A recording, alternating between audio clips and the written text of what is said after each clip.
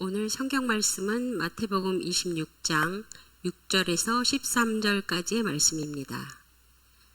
예수께서 베다니 나병 환자 시몬의 집에 계실 때에 한 여자가 매우 귀한 향유 한 옥합을 가지고 나와서 식사하시는 예수의 머리에 부으니 제자들이 보고 분개하여 이르되 무슨 의도로 이것을 허비하느냐. 이것을 비싼 값에 팔아 가난한 자들에게 줄 수 있었겠도다 하거늘 예수께서 하시고 그들에게 이르시되 너희가 어찌하여 이 여자를 괴롭게 하느냐. 그가 내게 좋은 일을 하였느니라. 가난한 자들은 항상 너희와 함께 있거니와 나는 항상 함께 있지 아니하리라. 이 여자가 내 몸에 이 향유를 부은 것은 내 장례를 위하여 함이니라. 내가 진실로 너희에게 이르노니 온 천하에 어디서든지 이 복음이 전파되는 곳에서는 이 여자가 행한 일도 말하여 그를 기억하리라 하시니라. 아멘. 지난 화요일 김용태 목사님과 박항천 장로님, 또 손봉호 장로님과 손봉호 장로님 친구인 서울 영동교회 장로님 한 분과 함께 우리 교회 원로 장로님이신 김경래 장로님을 뵙고 함께 식사를 했습니다. 김경래 장로님이 원래 99세입니다. 작년에 뼈를 다치셨는데 젊은 사람처럼 빨리 회복되지는 않으시지만 지난 2월에 뵀을 때보다는 많이 좋아지셨어요. 좀 걷는 연습도 하고 그러셔서 아마 좀 시간이 지나면 걸으실 수 있지 않을까 생각을 합니다. 참 감사했습니다.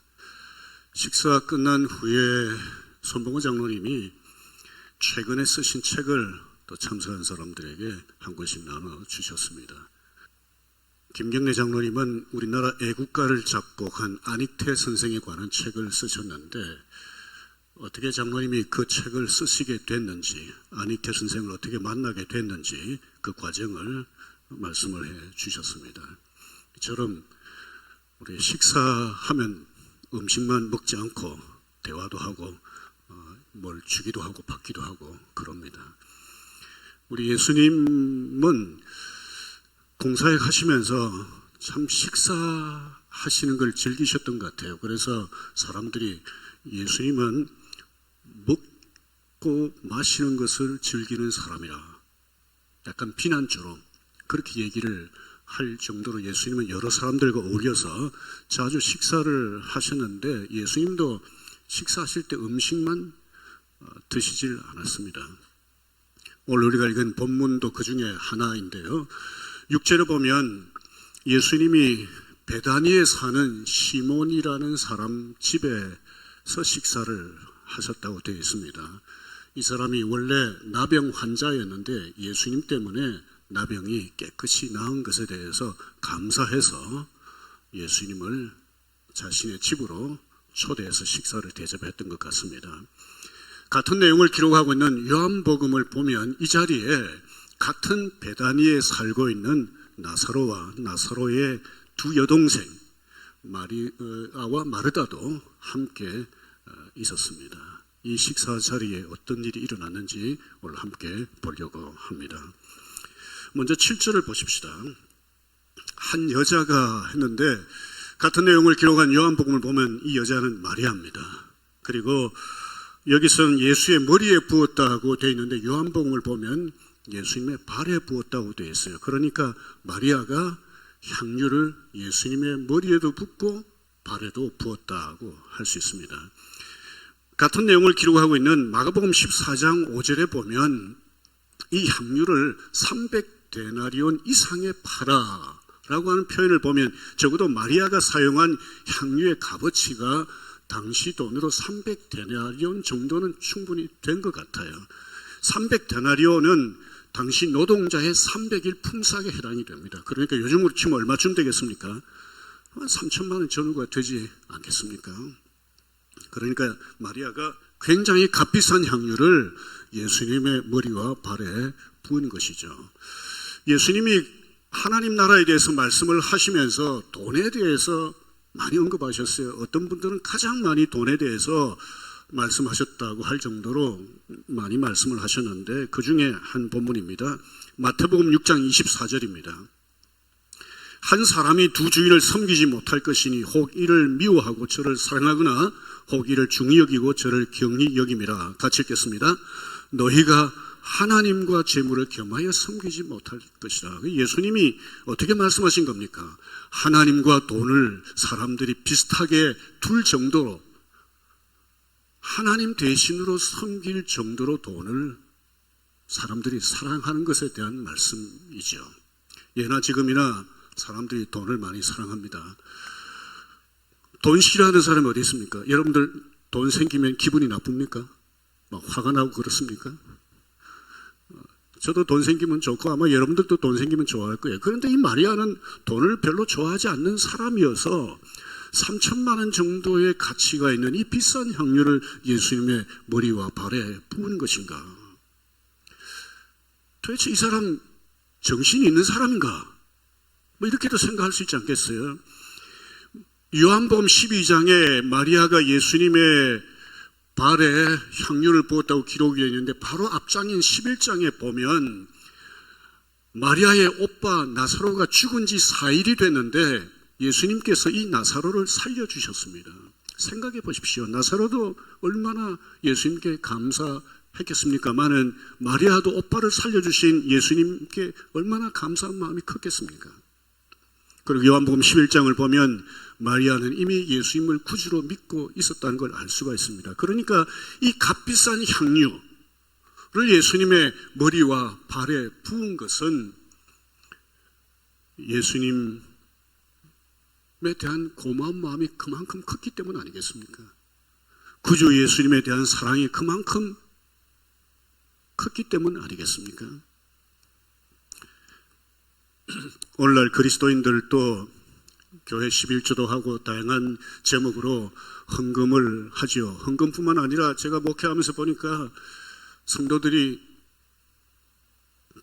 교회 안에 도움이 필요한 사람들에게 자신의 귀한 돈을 사용합니다. 어떤 분은 신학교 다니는 학생들을 위해서 정기적으로 장학금을 보내고, 어떤 분은 해외에 있는 가난한 아이들을 위해서 컴패션 같은 걸 통해서 정기적으로 후원하고요. 전에 우리 교회에서 신앙생활 하셨던 권사님이 돌아가셨는데, 돌아가신 후에 가족들이 수첩을 보니까 이 권사님이 매달 개인적으로 선교사에게 후원한 선교사들의 명단이 적혀 있는 거예요. 쉽게 버는 돈은 없습니다. 다들 땀 흘려서 번 이 귀한 돈을 사용하는데 왜 이렇게 합니까? 하나님의 교회를 위해서 사용하고 다른 사람을 위해서 사용하는 이유가 뭡니까? 마리아처럼 하나님의 은혜에 감사해서, 구주 예수 그리스도를 사랑해서 아닙니까?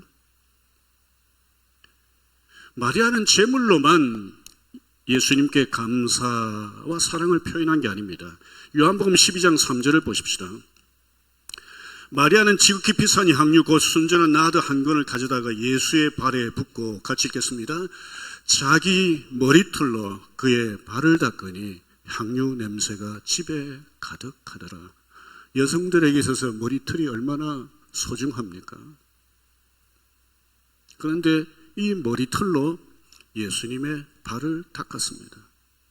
저는 마리아가 예수님의 발을 머리털로 닦았지만 사실은 온 마음과 몸으로 예수님의 머리털을 닦았다, 이렇게 말하고 싶습니다. 마리아가 왜 이렇게 했을까요? 예수님께 너무 감사했기 때문에, 구주 예수님을 너무 사랑했기 때문에 그런 것 아니겠습니까? 저희 부부가 손주를 보러 갈 때가 있습니다. 그러면 집사람이 손주 좋아하는 음식을 만들어요. 그리고 며느리가 알아서 잘 할 텐데도 아들 부부가 먹을 음식도 또 준비해 갑니다. 집사람 건강을 생각해서 제가 제발 그렇게 하지 말라고 옆에서 뭐 잔소리 합니다. 집사람 말을 들을까요? 안 듣습니다. 제가 좀 잔소리하다 그만둡니다. 왜냐하면 손주와 아들 부부에 대한 마음이 어떤지 제가 알기 때문입니다. 사랑하면 몸을 아끼질 않습니다. 우리 비솜교회도 보면 몸으로 섬기는 분들이 참 많잖아요. 오늘 아침에 찬양팀들, 또 반주하는 분들, 오늘 교회 들어오니까 입구부터 이분들은 비가 오나 눈이 오나 추우나 더우나 주차 봉사합니다. 로비에 들어오면 또 안내하시는 분들이 반갑게 맞아줍니다. 교사하시는 분, 목자하시는 분, 클래스 미션 위해서, 채플 위해서 섬기는 분들, 온몸으로 섬기는 거잖아요. 뭐 말로만 하는 게 아니잖아요. 왜 이렇게 하십니까? 예수 그리스도께서 나를 위해서 생명을 주신 그 은혜가 너무 감사해서, 하나님의 영광스러운 아들과 딸로 삼아주신 그 은혜가 너무 감사해서, 부족하지만은 이 하나님을 사랑하기 때문 아닙니까? 제가 대학 1학년 때 다른 대학 여학생들과 난생 처음이자 마지막으로 그룹 미팅을 한번 한 적이 있습니다. 친구 5명하고 처음 만난 여학생 5명하고, 그때는 다방입니다. 다방에 앉아가지고 번호를 1, 2, 3, 4, 5 이렇게 쓰고 서로 나누어서 이제 같은 번호끼리 이렇게 섞어가지고 딱 이제 맞으면 그날 짝이 되는 거예요. 요즘 말로 딱 스캔을 제가 해봤죠. 해보니까 저 여학생하고는 좀 짝이 안 됐으면 좋겠다 싶었는데 그 여학생하고 된 거예요. 그날 부산 태종대를 한 바퀴 돌기로 했는데 정말 힘들었습니다. 시간은 왜 그리 안 가는지. 제가 그 뒤에 주일학교 교사 강습회가 있어서 그 연합 모임에 갔더니 그 여학생이 거기 와 있는 거예요. 좀 민망하긴 했습니다만은 하여튼 좀 별로 좋은 추억이 아니에요. 시간이 참 아까웠는데, 그 뒤에 제가 집사람 만나고 나서 연애하면서 좀 과장하면 매일 만나다시피 했습니다. 그래도 전혀 피곤하지도 않고 시간이 아깝지 않았습니다. 사랑하면 시간도 기꺼이 사용하지요. 마리아를 한번 생각해 보십시오. 밥 먹을 데가 없어가지고 어쩔 수 없이 시몬의 집에 밥 먹으러 갔겠습니까? 갈 때 그냥 가지 않고 향주를 가지고 와서 예수님의 머리와 발에 붓는데 이걸 그냥 한꺼번에 확 부었겠습니까? 시간이 걸리잖아요. 정성스럽게 조심스럽게 그렇게 예수님의 머리와 발에 부었으니까요. 머리털로 닦을 때 어떻게 닦았겠습니까? 빗장을 썰듯이 그렇게 한번 쓱 이렇게 했겠습니까? 정말 마음을 담아서 정성스럽게 예수님의 발을 닦았지 않았겠어요? 시간이 걸립니다. 마리아는 자신의 소유와 온몸으로만 예수님께 사랑을 표현한 것이 아니라, 감사를 표현한 것이 아니라 자신의 귀한 시간을 사용해서 감사를 표현하고 사랑을 표현한 것이죠. 오늘날 그리스도인들도 하나님을 사랑하면 하나님을 위해 시간을 사용합니다. 어떤 그리스도인들은 예배 열심히 참여하고 열심히 기도하고 열심히 성경 읽고 성경 공부하고 봉사하는 일에 빠지지 않고 하는데 자신이 해야 될 일은 제대로 하지 않는다는 말을 듣는 경우가 있잖아요. 하나님이 기뻐하시는 일 아니죠. 자신이 해야 될 일을 다 하고, 그리고 하나님이 기뻐하시는 일에, 하나님이 예배하는 일에, 하나님을 예배하는 일에, 복음을 위한 일에 시간을 들려고 그러면 예수 믿지 않은 사람들보다 훨씬 바쁠 수 있습니다.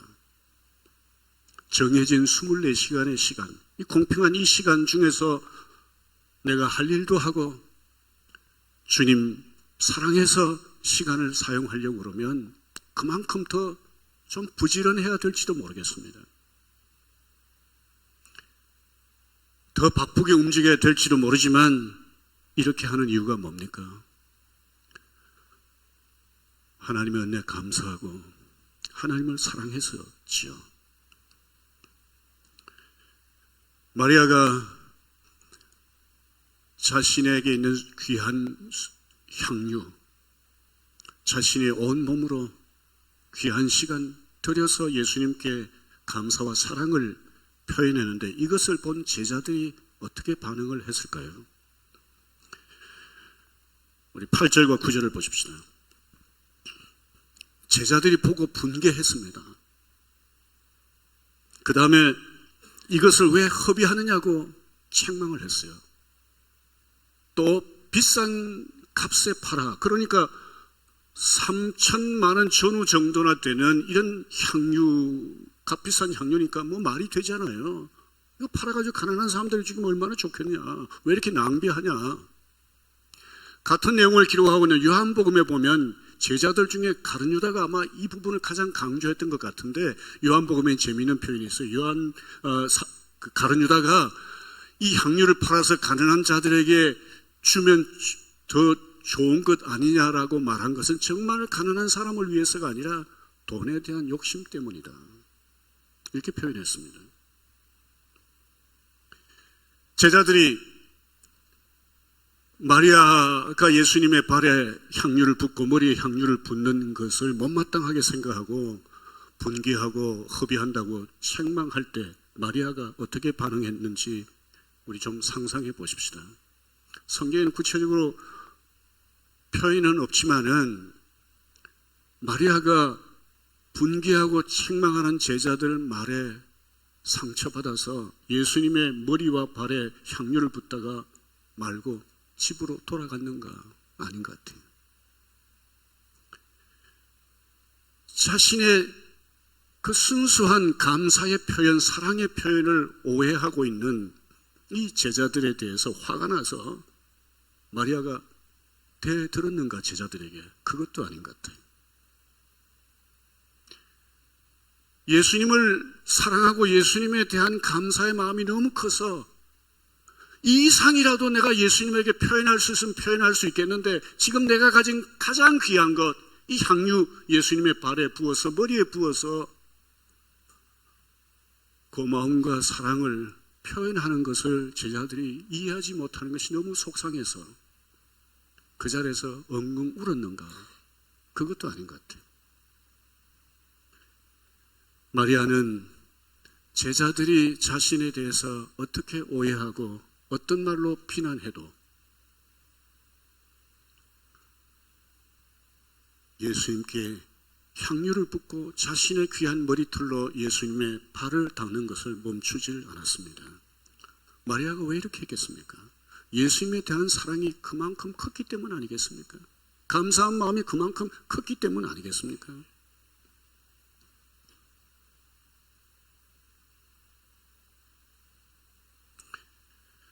오늘날에도 그리스도인들이 마리아처럼 하나님의 은혜에 감사해서 가정과 일터와 세상에서도 헌신하지만 특별히 하나님의 영광스러운 교회를 위해서도 헌신합니다. 시간을 드리고 물질을 드리고 자신의 몸과 재능을 드립니다. 하나님이 기뻐하시는 선한 일을 위해서 그리스도를 더 닮기 위해서 자신에게 있는 것을 사용합니다. 이때 주변 사람들이 제자들처럼 반응할 수 있습니다.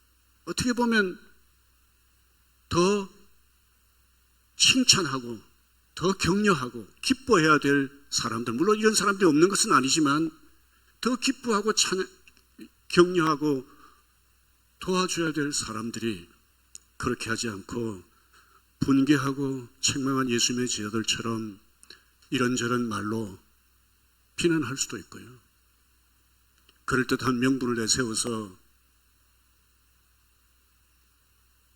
더 이상 봉사하는 일, 헌신하는 일을 하지 못하도록 할 수도 있죠. 이럴 때 우리 마리아를 생각하시기를 바랍니다. 그리고 또 누구를 생각해야 하는가 하면 우리 예수님입니다. 예수님이 어떻게 반응하셨는지 한번 보십시다. 10절부터 12절입니다. 보십시다. 10절 12절인데 예수님께서 아시고 그들에게 이르시되 너희가 어찌하여 이 여자를 괴롭게 하느냐. 같이 읽겠습니다. 그가 내게 좋은 일을 하였느니라. 이 여자가 내 몸에 이 향유를 부은 것은 내 장례를 위하여 함이라. 예수님은 누구보다도 가난한 자들을 위하셨습니다. 그럼에도 불구하고 마리아가 자기 머리와 발에 값비싼 향유를 부을 때 왜 이것을 허비하냐고 제자들처럼 그렇게 나무라지를 않으셨습니다. 오히려 내게 좋은 일을 했다고 칭찬해 주셨어요. 그리고 마지막 부분에 보면 내 장래를 위해서 했다 이렇게 되어 있습니다. 마리아가 예수님께서 그 십자가에서 죽으시고, 이때가 유월절 바로 이틀 전인가 그쯤 돼요. 그러니까 그 십자가에서 죽으시고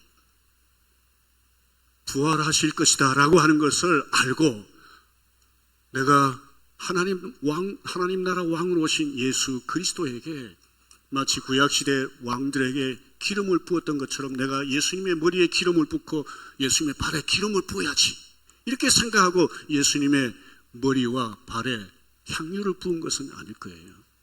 하지만 예수님은 마리아가 자신의 머리와 발에 향유를 부은 것을 예수님의 죽으심과 부활 과정에 함께한 것으로 그렇게 말씀을 해 주신 겁니다.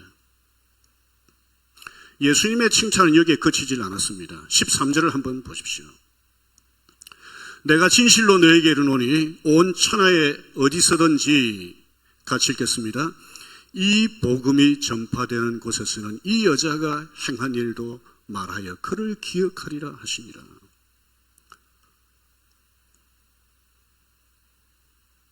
예수님의 이 칭찬에 마리아가 얼마나 감격했을까요? 제자들은 알아주지 않고 비난하고 책망하는데 예수님이 잘했다. 그리고 너가 한 이 일, 온 천하에 복음이 전해지는 곳마다 사람들에게 알려질 거다. 예수님이 기억해 주시겠다는 것 아니겠습니까? 예수님이 알아주시겠다는 것 아니에요. 실제로 예수님, 마리아 이 행위가 마태복음뿐만 아니라 마가복음에도 기록되어 있고 요한복음에도 기록되어 있습니다. 그래서 성경이 전해지는 곳곳마다 주님 오실 때까지 마리아의 일을 알게 될 겁니다. 성경을 읽는 사람들이, 우리처럼. 지난주일 제가 출석하는 교회 여전도 회원들이 헌신 예배를 드리면서 특송을 했습니다. 당신의 그 섬김이 천국에서 해같이 빛나리 하는 찬양 아실 겁니다. 찬양을 하는데 주님이 기억하시면 족하리, 주님이 기억하시면 족하리. 제가 그 가사를 듣는 순간 눈물이 핑 돌았습니다. 갑자기. 그래, 주님이 기억하시면 사람들이 알아주지 않는다 하더라도 그게 뭐 대수인가? 사람들은 기억하지 못해도 주님이 기억하시고 알아주시면 되는 것 아닌가? 마리아의 마음이 그랬지 않을까 싶어요. 제자들이 알아주지 않고 제자들이 함부로 말하고 이렇게 해도 예수님이 잘했다고 그러고, 복음이 전해지는 곳마다 세상 끝날까지 계속해서 너가 한 이 일이 사람들에게 알려질 거다. 예수님이 기억해 주시겠다는 것 아니겠습니까?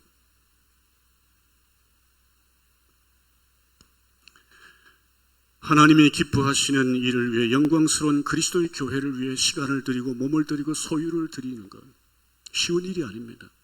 이런 귀한 헌신에 대해서 사람들이 혹 알아주지 않더라도 너무 낙심하지 마시길 바랍니다. 실망하지 마시길 바랍니다. 누가 알아주십니까? 기억하십니까? 주님이 알아주시고 기억하십니다. 사진을 보십시오. 제가 언젠가 한번 소개한 적이 있는 선교사인데요. 짐 엘리엇이라고 하는 에콰도르 선교사입니다. 짐 엘리엇은 이왕이면 내가 선교사로 헌신할 때 복음을 한 번도 들어보지 못한 사람들에게 복음을 전해야 되겠다 결심을 했습니다. 그래서 남미의 에콰도르에 있는 아쿠아 부족에게 가기로 결심을 했습니다. 아쿠아족은 외부인들이 들어오면 살려두지 않고 죽인다고 하는 소문이 퍼졌기 때문에 많은 사람들이 말렸습니다. 거기 가는 것은 너무 위험하고 무모한 일이다. 가지 말아라. 그래도 짐 엘리엇과 4명의 친구들이 복음을 한 번도 들어보지 못한 이 부족에게 가야 되겠다 생각하고 갔습니다. 결국 아쿠아족에게 잔인하게 죽임을 당했습니다. 나중에 시신을 수습하는 과정에 뭘 알게 되는가 하니까 이 선교사 5명에게 총이 다 있었는데 잔인하게 아쿠아족에게 죽임을 당하면서 또 총을 전혀 사용하지 않은 거예요. 이 사실이 미국 전역에 알려지자 여러 언론에서 다루면서 분개했습니다. 그러면서 이렇게 질문했습니다. 이 얼마나 불필요한 낭비인가?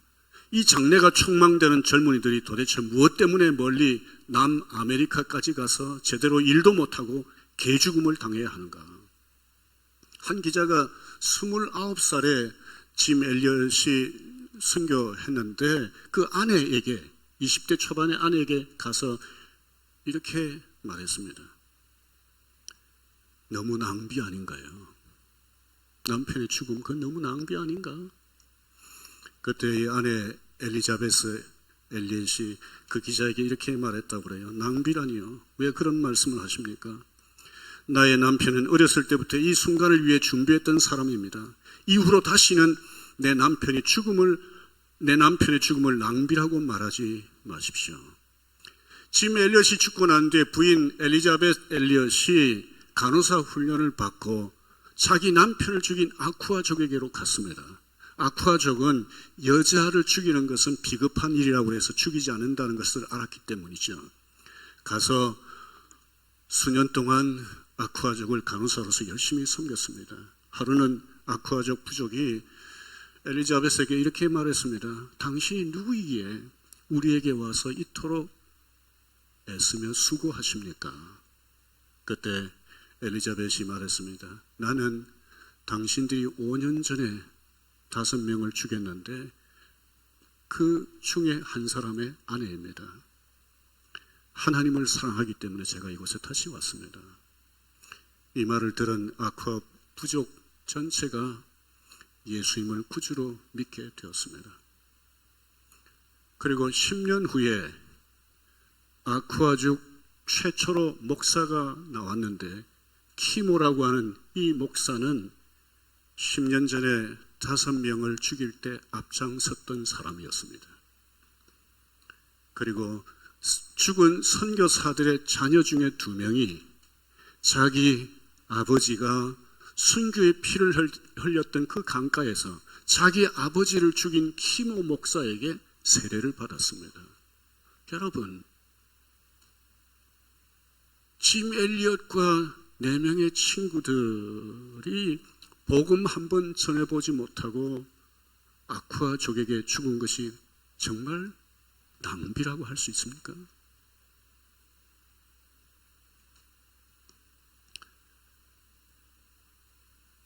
짐 엘리엇의 부인 엘리자베스 엘리엇은 아쿠아족을 위해서 오랫동안 봉사하다가 나중에 자기 남편을 위한 책을 쓰고 세계 곳곳에 다니면서 복음을 위해서 아름답게 헌신했습니다. 이분에 관한 일대기, 그러니까 짐 엘리엇에 관한 일대기라고 해야 될까요? 짧은 그 아쿠아족과의 관계에 대한 영화가 나왔는데 한번 포스터를 보여주실래요? 그 창끝이라고 하는 영화입니다. 그러니까 이 짐 엘리엇은 29살에 죽었지만 마리아의 행위가 성경에 기록되어서 오늘 성경을 읽는 저와 여러분뿐만 아니라 모든 사람들에게 마리아의 행위가 알려지듯이 짐 엘리엇의 그 아쿠아족을 위한 그 헌신, 주님을 사랑해서 흘린 그 피, 그것이 오늘 많은 사람들에게 알려지고 계속 영향을 미치고 있는 거죠. 제가 출석하는 시골 교회에 대학생이 2명 있는데 그 중에 한 명이 지난 화요일 필리핀으로 단기 선교를 떠났습니다. 어떻게 보면 젊은 대학생이 시간 낭비하고 돈 낭비하고 자신의 삶을 낭비하는 것처럼 보일 수 있죠.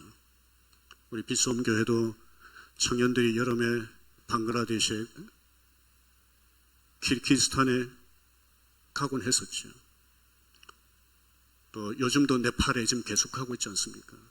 어떻게 보면 시간 낭비하고 삶을 낭비하고 돈을 낭비하는 것처럼 보일 수 있잖아요. 오늘 여러분들이 여기 예배하러 나오셨는데 예수 믿지 않은 사람들이 볼 때는 저 사람들 시간 낭비한다 이렇게 생각할 수 있잖아요. 근데 낭비가 아닙니다. 낭비라고 하는 이름을 붙인다면 굳이 거룩한 낭비, 거룩한 낭비다, 사랑의 낭비다 이렇게 할 수 있죠.